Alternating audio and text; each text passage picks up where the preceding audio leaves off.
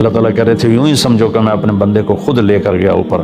آپ جبریل کے کندھوں پر پروں پر سوار ہو کر نہیں گئے. آپ کا سفر الگ تھا، جبریل کا الگ تھا، یہاں تک کہ پہلے آسمان پر پہنچے تو دروازہ کھلا تو آدم علیہ السلام نے استقبال کیا، گلے لگایا. پھر اس سے اوپر گئے تو عیسیٰ علیہ السلام، یحییٰ علیہ السلام، زکریا علیہ السلام نے استقبال کیا اور سارے آسمان کے فرشتوں نے استقبال کیا. پھر اس کے بعد تیسرے آسمان پر گئے تو یوسف علیہ السلام نے استقبال کیا اور سارے فرشتوں نے.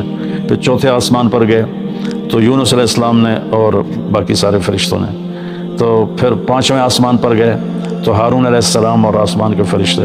پھر چھٹے آسمان پر گئے تو موسیٰ علیہ السلام اور موسیٰ علیہ السلام کے آسمان کے فرشتے.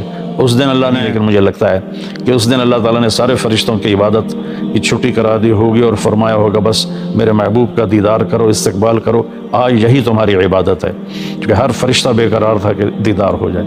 پھر اب ساتویں آسمان پر گئے، وہاں ایک بیت اللہ تھا، وہاں ایک بزرگ سفید داڑھی والے یوں کر کے بیٹھے ہوئے تھے، یوں کر کے، اور لمبے ان کے بال تھے، لمبی داڑھی تھی. وہ نہیں اٹھے، وہ بیٹھے رہے. جب اب قریب آئے تو وہ کھڑے ہوئے اور کہا میرا بیٹا آ گیا.